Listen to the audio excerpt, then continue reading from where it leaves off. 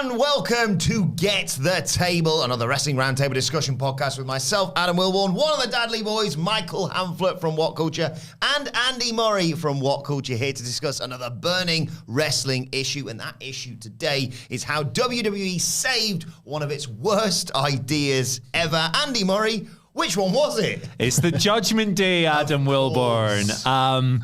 Because it's kind of hard to think about this now. It feels like a completely different unit, and I guess it is in terms of personnel. But you rewind a few months and you remember that this was one of the most widely panned things WWE has done all year. The Edge heel turn, which in itself wasn't a fundamentally terrible idea, I don't think. Obviously, he was getting the booming reactions in the arena, but this wasn't really translating into any kind of draw. Him going heel was not the worst idea in the world, but oh my goodness, the following weeks were something else. We got the blue lights, we got the purple lights, we got the over-the-top silly verbiage, the mountain of omnipotence, the whatever, dipping into his thesaurus every single week in a bid to sound smarter. It was mocked every single week. I mean, we got so many thumbnails out of this guy just looking crazy with the white eyes and the mental hair and the big chair. And the big chair. Don't forget the big chair.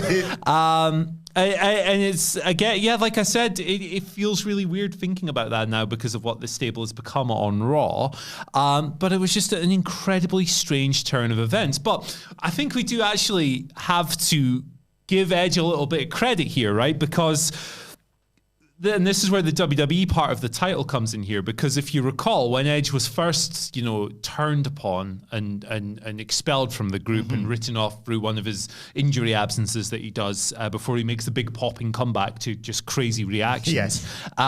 It was reported that the WWE actually wanted to make this a lot more supernatural, and that Edge had actually pushed back against stuff like this, which led a lot of conspiratorial minds to go, well, if he pushed back against the spooky stuff, is that why he's been booted out? But if he has pushed back against that stuff, that's ultimately a good thing, because can you think how wacky it would have gone if Edge started becoming like a literal wizard with the purple lighting and the chair and the suits and the from the other side, the entrance music.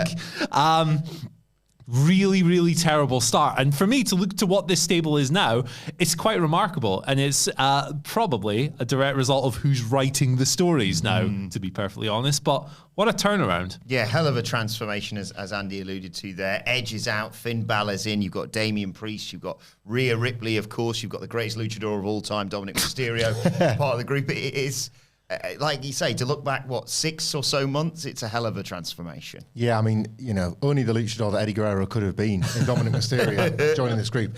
It's really cool talking about the Judgment Day, because what we can talk about definitively is what we now know to be the last days of Vince McMahon in WWE. It's still strange to use that terminology, but if you look at the pivot, as Murray says, really a bit about who was behind the scenes as well as who was in front of the camera, we can see the Judgment Day Part 1 being solely under the creative penmanship of Vince McMahon, and Part 2 almost entirely being under the penmanship of Triple H. The Finn Balor pivot, I believe, was right in the middle of all that. But that too was nonsensical on its own terms. The Judgment Day had I think it was a just less than 50-50 win record as a group, which is less than ideal for a major stable set up just before WrestleMania featuring one of your top stars. But they were losing on TV almost every week to facilitate Edge's big wins on the premium live events, which were never good. They were never entertaining matches, so it wasn't serving the character well. I still remember your face when they tried to start a "This Is Awesome" chant at WrestleMania in the match between Edge and AJ. An appalling piece of business that dared to have one high spot around the 20-minute mark that had some fools in Dallas going, "This is awesome," because they were just so trained by this point to do it when WWE tells them to, more than because they're actually feeling that emotion. It was a devastating state of affairs. Again, thank goodness those were the last days of Vince McMahon. Touch wood, unless now this investigation is over, he snuck back in. Please which, no. There's been some clues on Raw that maybe he has. But The Finn Balor takeover didn't make sense. Still, the Judgment Day was still in its own detritus, really, because Edge, Rhea, and Damien had finally won as a trio, and then the next night they turned on Edge. I was like, well, you just put the pieces together, guys. Why now? And it's a series of, I think, luck and timing are always so much to do with great wrestling moments and great wrestling runs. Obviously, you need creative direction, you need to see things through, and you need to tell stories the proper way. But you cannot underestimate how crucial it was that Triple H took over when he did. We had always speculated on the podcasts that Dominic's turn would come at Clash at the Castle in Wales. I think we made it clear from the off. 2 years, I think it was when WrestleMania 35, we said it's probably going to take place in a premium live event in Wales in 2022. Exactly. So that was always in the offing. But otherwise, I think they were beneficiaries of that creative changeover in such a massive way. Triple H, for all of his many, many faults, knows what it is to be a massive tosspot and knows what it is to be in a stable. So they've got somebody that understands like what the Judgment Day are in Triple H himself.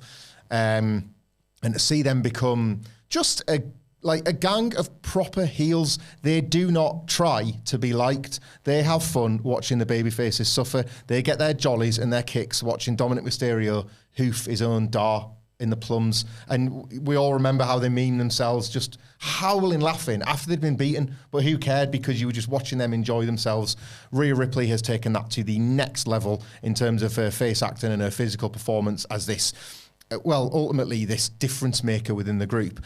And Dominic Mysterio was kind of, in hindsight, was destined to be this heel because he was entitled as a babyface. He was getting away with murder as a performer because his father was so beloved. So that character all along was destined, all jokes aside, was destined for a perfect heel turn. So it's just been this perfect storm of events that they have then ran with. It takes all of that stuff for this group to really start to shine, but it takes the wrestlers themselves to then perform up to it. And I think all of them, individually and together, have done a brilliant job since spotting that things were really, the tide was finally turning for them.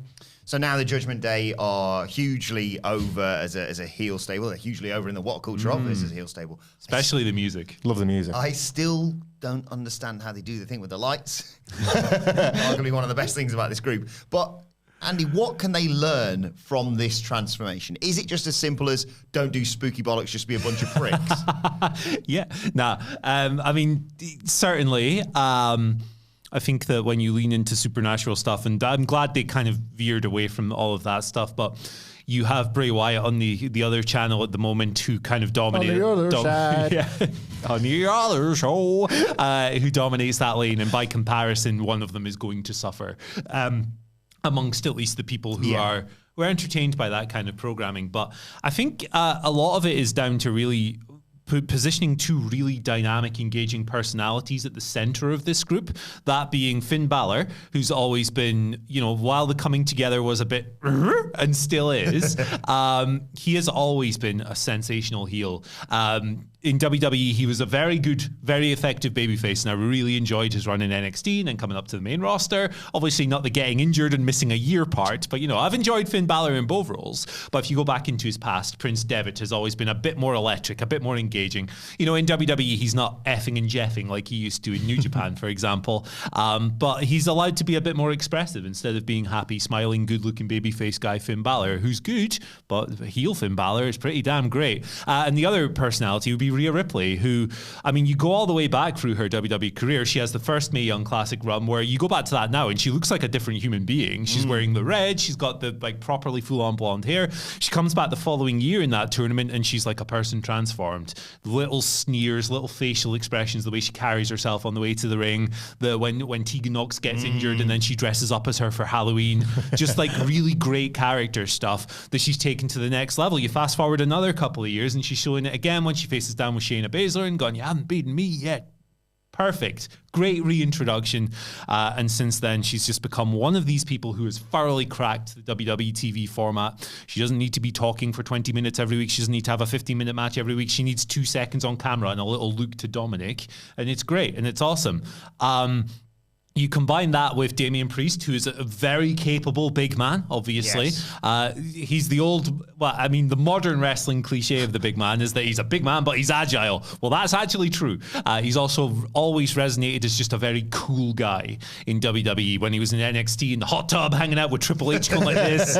Damian Priest's always been cool. And then in Dominic, this is kind of perfect as well, right? Because on top of the reasons that Hamlet has outlined there, we celebrated the turn at Clash at the Castle reversal, like a last-minute winner in the football. We're off our chair going, yes. But the reason Dominic works in this role, for me, primarily, is because he's a bit crap. He's a bit crap at literally everything, right? And that's great, because people spent years and years and years fantasy booking his turn. They were given a reason to jeer for him at Clash at the Castle. It has worked spectacularly. And now, when his mothers and fathers in this stable are prattling around him going, hey, look at this loser. And that they've literally painted him as a sub named Dom on TV. It's absolutely perfect. You'd never want to fall into the trap of the old Minoru Suzuki description of WWE developmental, right? It's that you make everyone like, you iron out all their weaknesses and they become this totally unengaging, just like everyone else, smooth grey lump of trash, I think is the thing. So when everyone's a 7 out of 10 at every aspect, they stand out not at all. Dominic stands out because he's a bit rubbish.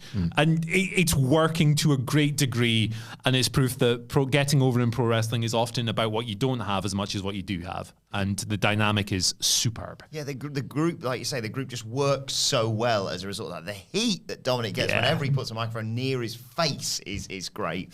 But I want to move on now, because you can tell, as Andy alluded to there, that Finn Balor's just having the best time, just too sweet himself in the middle of the ring at Crown Jewel. But he's not really the leader, is he? Or potentially might not be for much longer. And I'm not saying niggas should kick him out of the group so much as just let Mammy take over. Should Rhea Ripley become the leader of the Judgment Day for you, Hamlet? I mean, if she does, will you stop saying Mammy like that? Because I would campaign for that tomorrow. So she is the leader of the Judgment Day. They've not really lent hard on any one member being a leader other than it not being Dominic, I suppose. Yeah. Damian Priest is very much more edges heater than he ever has been Finn Balor's. And Rhea Ripley chews the scenery. And I mean that in the biggest possible complimentary ways I can. She just owns the screen when she's on there at the moment as this person that has found, I wouldn't even say finally found her voice, because she had one, they just took it away from her. You know, she was a somebody. She was the only person to win a rating alongside Shayna Baszler in the Wednesday Night War. They stripped so much of what made her authentic and an original when they brought her to the main roster. So this is her main roster voice that she's finally found, and it's so thrilling to watch that happen for any wrestler in any company. When things are clicking, there's just nothing like it. So I think she's the leader, and I think as well they've crucially cast her, up until this week's Raw at least, as the difference maker, because in this extended feud with the OC, it's AJ Styles, bless him, he cannot shake him off, can he? But in this extended feud with the OC, she's been the difference maker because she's given them a numbers advantage in a physical way as well as a mental one. It's not just what she's whispering in Dominic's ear before the match. She's physically getting involved. Just ask Luke Gallows' balls what Rhea Ripley does during the match. But it's not just not shots either. No, just like chucking around on the outside. And that in itself was telling, because I don't think there's been a power slam in WWE that's been as rewatched since Hogan Andre. When you do, CM Punk proved this last year, it's not necessarily about what the spot is, it's how you get that spot over. When he was getting the power slam over, that moment where she picks him up and she slams him when he's nearly 7 foot tall, shows that size difference doesn't matter, gender difference doesn't matter. Rhea Ripley is just a danger. That has opened the door for Mia Yim to come back in, so finally the sides are even, which will be a new problem for the Judgment Day to have to figure out and unlock, which gives them the next several weeks of television. And you only need to look at, and this was such a thrill for me as a long-standing WWE fan that just often watches in spite of himself and just wants for better, for a November edition of Monday Night Raw to feature a face-off between Rhea Ripley and Bianca Belair. This is the time when WrestleMania stuff is supposed to be getting set up. You're not supposed to see it like in 40-foot high letters. You're supposed to be teased things to get excited for the Royal Rumble, to get you excited for WrestleMania. And in the Judgment Day, you have 2 WrestleMania matches already. That is a credit to the stable and how well they've gotten over. Because Ripley-Bianca, we all saw it. Ripley and Bianca is the match. So if Rhea's not winning the Rumble, you're watching how she loses it and then wondering how she's going to get there. In Rhea and Dominic, brilliantly, an inspired move. They've taken Rhea away from the situation to provide a logical narrative delay for the inevitable when they have to fight. Again, that feels like it could be a Royal Rumble face-to-face. The point is, your fantasy booking, it gets the mind going. They're 2 WrestleMania matches, definitely. This stable will factor into WrestleMania in a big way, and we're in November. That's how it used to work all the time, and it's very encouraging to see that's how they're thinking about it now. And just to bring this to a close, Andy, as Hamlet alluded to there, imagine saying that in the immediate aftermath of this year's WrestleMania, that this group is going to be one of the pillars of WrestleMania, for example, because you've got that. You've got Dom Ray. You've got Rhea versus Bianca, who are seemingly destined to fight forever, and I've got no problem with that whatsoever. And, what we're going to do with the other two? They make a pretty decent tag team, don't they? Yeah, the tag team titles exist, and if they can stay as over as they are now all the way through WrestleMania, there's probably not many better combinations to put at least one of the sets of straps on them, depending on what they do with taking it away from the Usos. Yeah, they've created so many interesting possibilities. For me, right, the reason I'm kind of withholding full judgment, pardon the pun, on Triple H's creative reign so far is that I really want to see how he books long-term storylines. Throughout his run at the top of WWE, we've had plenty of seeds sown so far and plenty of good stuff since he came in. TV is so much more enjoyable now than it was before July. So I think that his gradual improvements have made a very positive whole, and I look forward to watching these shows every week, which wasn't the case really under Vince for a lot of the time. But this is one of a number of long-term irons he has in the fire at the moment. He's also got the Sammy and the Bloodline stuff over there. We can circle back to Becky and Ronda, which is, of course, a previous storyline that will be continued at some stage. But yeah, the Judgment Day will be a really interesting one to follow because it's not quite at the very, very top of the card. And by that, I mean it's not Roman Reigns. He's not involved in it. So tracking this over the next 6 months or however long WrestleMania will give us a lot of insight on Triple H as a long-term storyteller. And the seeds that he has sown so far with this group have been absolutely delicious. You look at the things that could come out of this. And the best part is there's no need to rush to a match like Rhea versus Bianca. I know Bianca's beaten a lot of big names so far, but the excitement coming out of those 2 seconds in a backstage segment this week says it all. Yeah, hell of a fix. But we are not on a mountain of omnipotence. We'd love to know your thoughts in the comments section below or on Twitter at WhatCultureWWE. Watch there, you can follow all 3 of us. You can follow Michael Hamflett at Michael Hamflett. You can follow Andy Murray at You can follow me at Andy H. Murray. The H stands for the Judgment Day with no T. Ooh. Follow me on Twitter at Adam Wilborn. As I said, follow us all at WhatCultureWWE. Make sure you subscribe to What Culture Wrestling, wherever you get your podcasts from, for daily wrestling podcasts. But this has been Get the Table. My thanks to Hamflett. Thanks to Andy. Thank you for joining us. And we will see you soon.